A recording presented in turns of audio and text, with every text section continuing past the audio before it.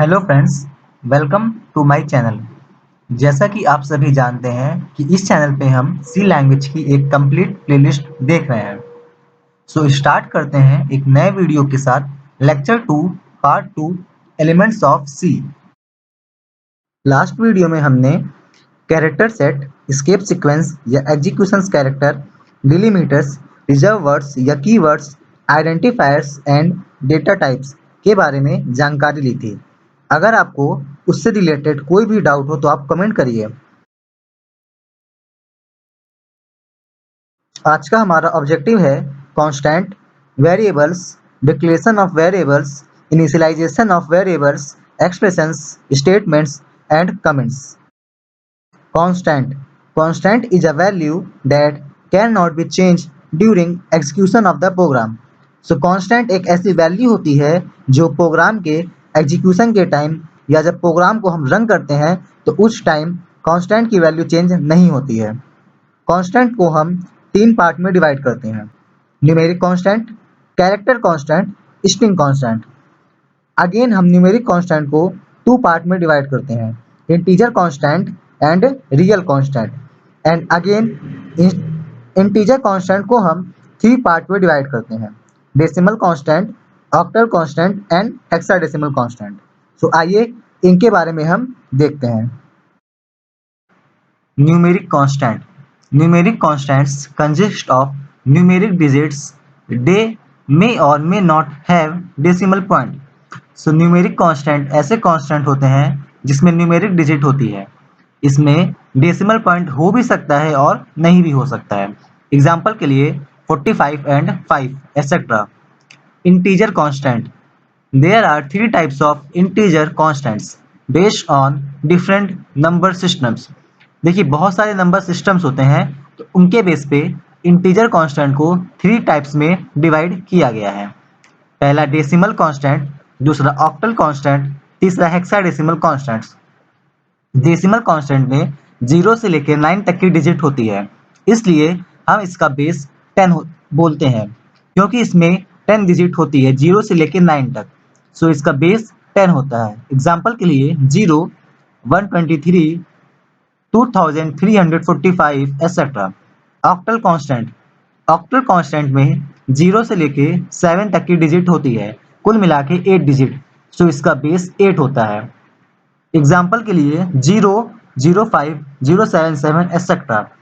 इसमें एक ध्यान देने वाली बात यह है कि ऑक्टल इंटीजर कांस्टेंट में जो हमारी फर्स्ट डिजिट होती है वो ऑलवेज 0 होगी। एग्जाम्पल में हम ये चीज देख भी सकते हैं। थर्ड है हेक्साडेसिमल कांस्टेंट। इसमें कुल मिला के 0 से 9 तक की कुल मिला के 10 डिजिट होती है एंड अल्फ़ाबेट में ए से लेके एफ तक का अल्फ़ाबेट होता है। ये कैपिटल और स्मॉल दोनों में हो सकता है। तो कुल मिला के इसमें 16 डिजिट्स मतलब अल्फ़ाबेट्स और डिजिट्स मिला के 16 कैरेक्टर्स होते हैं। तो इसका बेस 16 होता है। एग्जाम्पल के लिए 0x23, 0x515, 0xa15b and 0x small ac etcetera. इसमें ध्यान देने वाली बात यह है कि हेक्साडेसिमल इंटीजर कांस्टेंट में फर्स्ट टू कैरेक्टर जो होता है हमारा वो 0x होना चाहिए। x स्मॉल और कैपिटल दोनों में हो सकता है। ये चीज हम एग्जाम्पल में देख भी सकते हैं। इसमें एक चीज और जान लीजिए आप कि 0, 1, 2, 3, 4, 5, 6, 7, 8 एंड 9। सो 9 के बाद जो हम अल्फाबेट यूज करते हैं A, B, C, D, E and F। So A को हम 10 बोलेंगे, B को 11 बोलेंगे, C को 12 बोलेंगे, D को 13 बोलेंगे, E को 14 बोलेंगे एंड F को 15 बोलते हैं। सो इसे ऐसे रिप्रेजेंट करते हैं।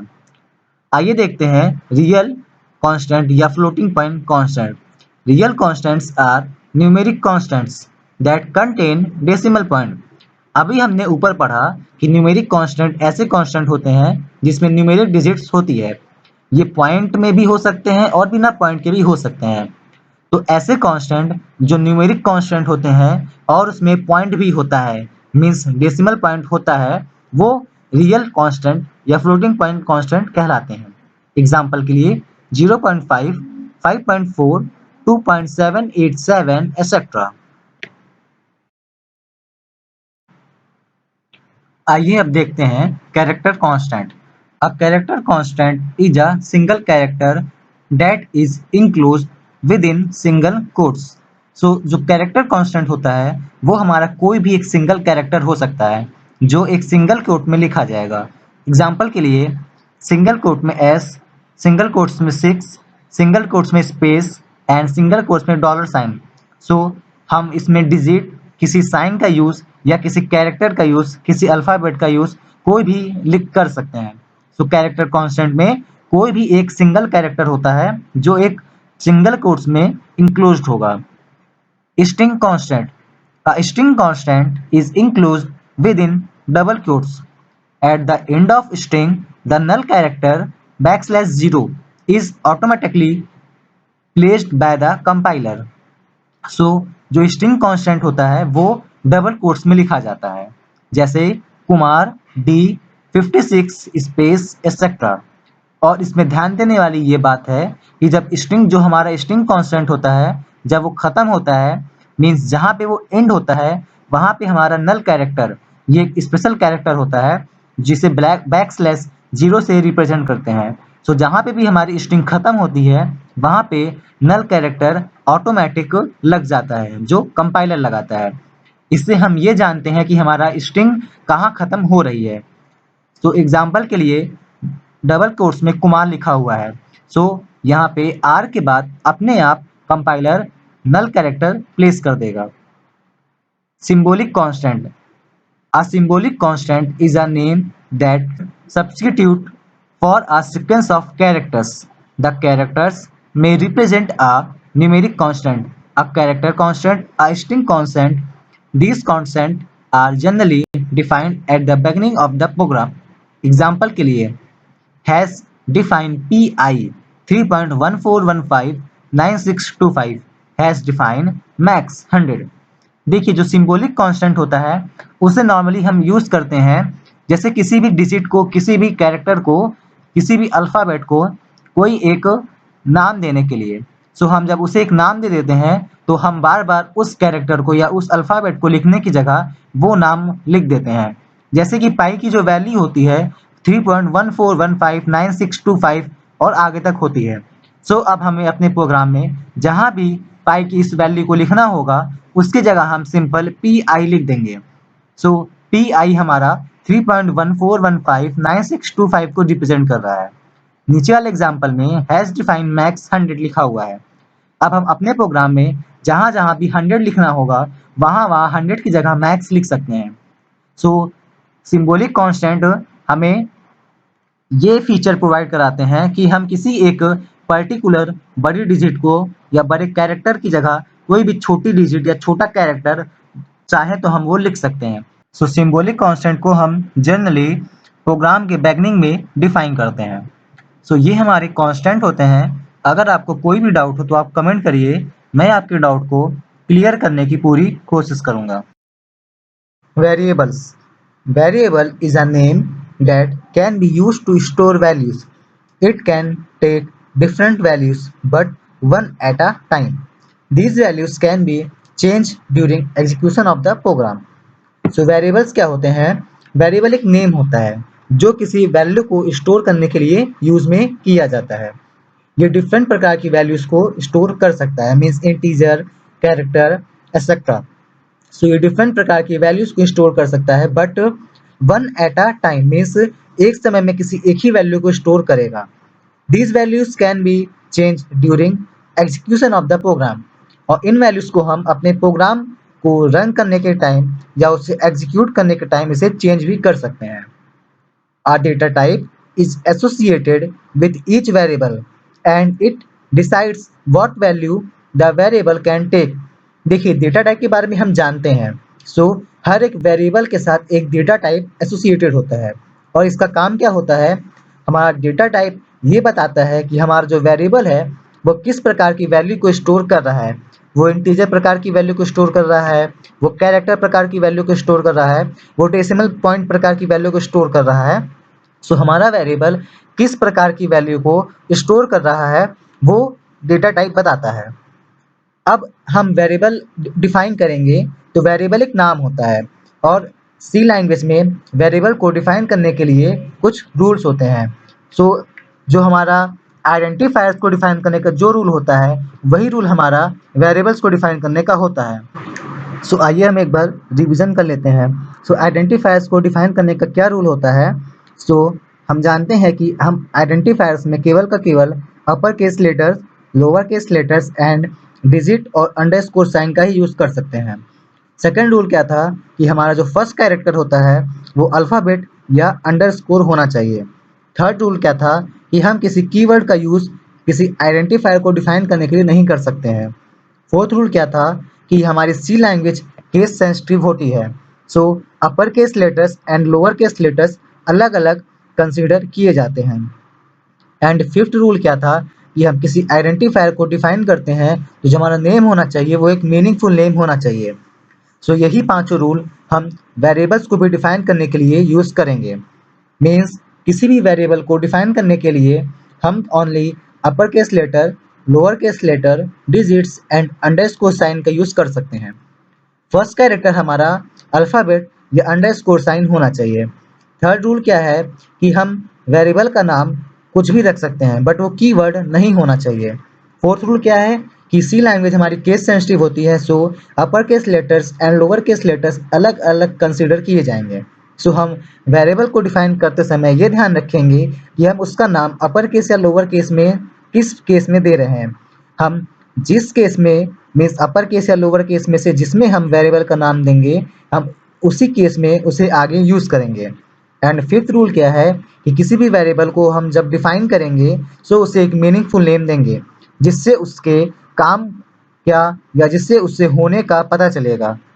जैसे हमने एग्जाम्पल में देखा था कि अगर हम दो नंबर को ऐड करने का प्रोग्राम बनाते हैं तो हम ये नाम दे सकते हैं कि नंबर 1 और नंबर 2 के लिए num1 num2 एंड ऐड के लिए ऐड एटसेट्रा। ये हमारे एक मीनिंगफुल नेम होते हैं जिससे कोई अदर प्रोग्रामर या कोई अदर व्यक्ति जब हमारे प्रोग्राम को देखेगा तो वो वेरिएबल्स के नाम को देख के ये जान सकता है कि हमारा प्रोग्राम क्या काम कर रहा है। जनरली हम इसे एक मीनिंगफुल नेम देते हैं। Declaration of variables. आइए अब देखते हैं कि हम वेरिएबल को कैसे डिक्लेयर करते हैं। हम जानते हैं कि सी लैंग्वेज में हर चीज़ का एक सिंटैक्स होता है। वेरिएबल को भी डिक्लेयर करने का एक सिंटैक्स होता है। It is must to declare a variable before it is used in the program. हम अपने प्रोग्राम में जब भी किसी वेरिएबल का यूज़ करेंगे हम ये ध्यान रखेंगे कि हम उस वेरिएबल को यूज़ करने से पहले उसे अपने प्रोग्राम में उसे डिक्लेयर किए हों। बिना डिक्लेयर किए हम उस वेरिएबल को यूज़ नहीं कर सकते हैं। Second, declaration of variable specifies it's name and data type. जैसे कि हमने पीछे पढ़ा कि हर वेरिएबल के साथ एक डेटा टाइप भी एसोसिएटेड होता है। हम जब भी वेरिएबल को डिक्लेयर करेंगे तो हम उसका डेटा टाइप और उसका नेम दोनों डिफाइन करेंगे। The type and range of values that a variable can store depends upon its data type. Her data type का एक रेंज होता है। हम जो भी वैल्यू वेरिएबल में स्टोर कर रहे हैं उसकी टाइप क्या है और उसका रेंज क्या है ये हमारा डेटा टाइप डिसाइड करता है। अब हम देखते हैं कि वेरिएबल को डिक्लेयर करने का क्या सिंटैक्स होता है। सबसे पहले हम डेटा टाइप लिखते हैं, देन वेरिएबल का नाम लिखते हैं, फिर सेमीकोलन लगाते हैं। जैसे एग्जांपल में इंट x सेमीकोलन लिखा हुआ है। जो हमारी x वैल्यू है, जो हमारा वेरिएबल x है, उसमें हम किस प्रकार की वैल्यू को स्टोर करेंगे? इंट प्रकार की वैल्यू को। और इंट प्रकार की वैल्यू कैसी स्टोर होती है, मीन्स इंट में कौन कौन सी वैल्यू स्टोर होती है ये हम जानते हैं। हम इसमें केवल इंटीजर वैल्यू स्टोर कर सकते हैं जो मेमोरी में कितनी बाइट की साइज लेगा? 2 बाइट की साइज लेगा। सेकंड एग्जांपल दिया है फ्लोट सैलरी सेमीकोलन। सैलरी नाम का जो वेरिएबल है इसमें हम फ्लोट टाइप की वैल्यू को स्टोर करेंगे। थर्ड एग्जांपल क्या लिखा है? कैर ग्रेड सेमीकोलन। थर्ड प्रकार का जो एग्जांपल है इसमें हम ग्रेड नाम की वेरिएबल में ओनली कैर प्रकार की वैल्यू को स्टोर करेंगे। Initialization of variables. When a variable is declared, it contains undefined values, commonly known as garbage value. जब हम वेरिएबल को डिक्लेयर करते हैं तो उसमें अनडिफाइंड वैल्यू स्टोर होती है, मीन्स गार्बेज वैल्यू स्टोर होती है। If we want So we can assign some initial value to the variable during the declaration itself. This is called initialization of variable. So variable को initialize करने का क्या मतलब होता है, अगर हम चाहें तो हम वेरिएबल को जब डिक्लेयर करते हैं उसी समय उसे किसी वैल्यू से इनिशियलाइज कर सकते हैं। मीन्स अब उसमें अनडिफाइंड वैल्यू या गार्बेज वैल्यू की जगह यूजर द्वारा डिसाइड की गई या यूजर द्वारा डिफाइन की गई वैल्यू स्टोर होगी। एग्जाम्पल के लिए हम int a equal to 5 semicolon लिखे हैं। सो इंट हमारा डेटा टाइप है, ए हमारा वेरिएबल का नेम है एंड उसके बाद हमने उसमें 5 असाइन कर दिया। सो इनिशियली ए में 5 असाइन हो गया है।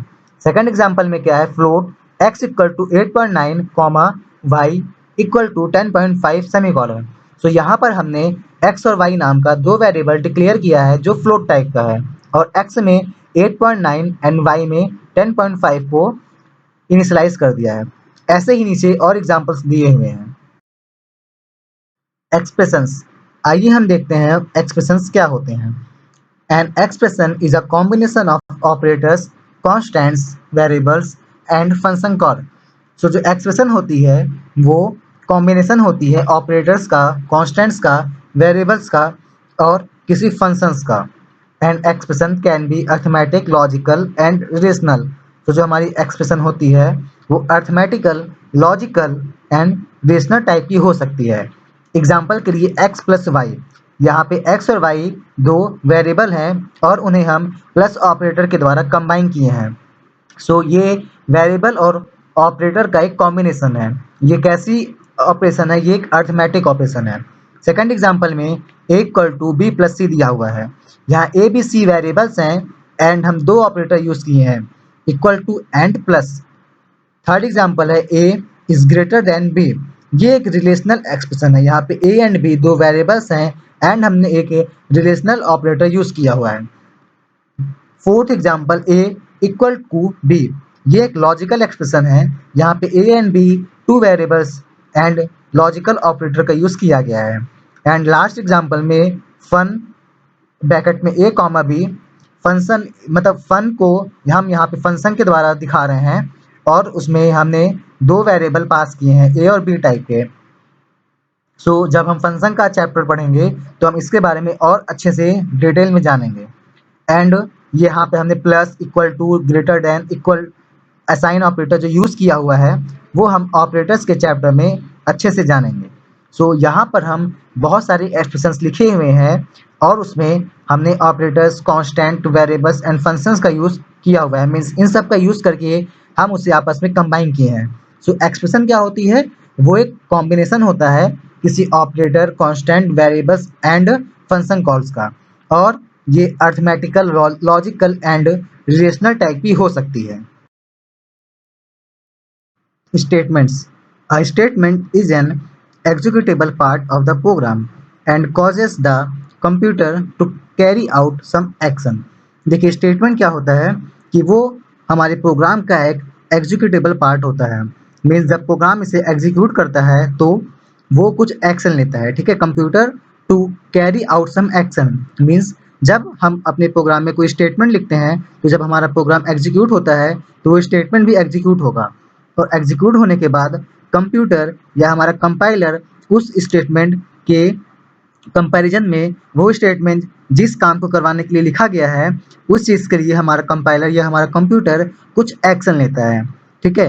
एग्जाम्पल के लिए जैसे कि हम एक्सप्रेशन लिखते हैं तो वो भी एक स्टेटमेंट है, ठीक है। अब हमने लिखा x इक्वल टू 5, तो जब ये लाइन हमारी एग्जीक्यूट होगी तो x में हमारा क्या 5 असाइन हो जाएगा। तो स्टेटमेंट का मतलब क्या होता है कि वो एक एग्जीक्यूटेबल पार्ट होता है, मीन्स वो एग्जीक्यूट होता है और एग्जीक्यूट होने के बाद उसके द्वारा कुछ एक्शन लिया जाता है। मीन्स उस स्टेटमेंट के कारण कुछ एक्शन लिया जाता है और एक्शन हमारा कंपाइलर लेता है, ठीक है। तो स्टेटमेंट को हम कैटेगराइज करते हैं कुछ पार्ट्स में, expression statements, compound statements, selection statements, iterative statements, jump statements and label statements. So इन सब के बारे में हम आगे पढ़ते रहेंगे। ये सब हमारे सी लैंग्वेज के एक बहुत ही इंपॉर्टेंट पार्ट्स होते हैं। तो जैसे जैसे हम आगे बढ़ते जाएंगे वैसे वैसे हम इनके बारे में जानकारी लेते जाएंगे। तो आइए हम स्टेटमेंट्स के पार्ट्स के बारे में देखते हैं। सो expression statement, Expression statement consists of an expression followed by a semicolon. So expression statement expression से मिलकर बनी होती है जो सेमीकोलन से खत्म होती है. एग्जाम्पल के लिए x equal to 5 means x एक वेरिएबल है जिसमें हमने 5 असाइन किया है. x equal to y minus z, x y z तीन वेरिएबल्स हैं जिसमें हम y माइनस जेड करके जो भी वैल्यू आएगी उसे हम x में असाइन कर रहे हैं. F U N C in bracket a comma b, यहाँ पे हमने फंक्शन को कॉल किया है जिसमें हमने दो वेरिएबल्स पास किए हैं ए और बी. सो एक्सप्रेशन स्टेटमेंट क्या होते हैं कि ये एक एक्सप्रेशन ही होती है और ये खत्म होती है सेमीकोलन से. ठीक है. A statement that has only a semicolon is known as null statement. ऐसा स्टेटमेंट जिसमें केवल सेमीकोलन होता है वो हमारा नल स्टेटमेंट कहलाता है. एग्जाम्पल के नीचे देखिए हमने लिखा हुआ है सिंपल एक सेमीकोलन लगा हुआ है तो यहाँ पे ओनली एक सेमीकोलन है. सो ये हमारा कैसा स्टेटमेंट हुआ, ये एक नल स्टेटमेंट हुआ. सो स्टेटमेंट क्या होते हैं, वो एक एग्जीक्यूटेबल पार्ट होते हैं किसी प्रोग्राम के जिसके द्वारा कुछ एक्शन लिया जाता है. ठीक है. तो यहाँ पे हम एग्जाम्पल में देख सकते हैं कि हमने x इक्वल टू 5 सेमीकोलन एक स्टेटमेंट लिखा हुआ है जो एक एक्सप्रेशन स्टेटमेंट है और जब ये एग्जीक्यूट होगा तो x नाम के वेरिएबल में 5 वैल्यू असाइन हो जाएगी. Compound statement.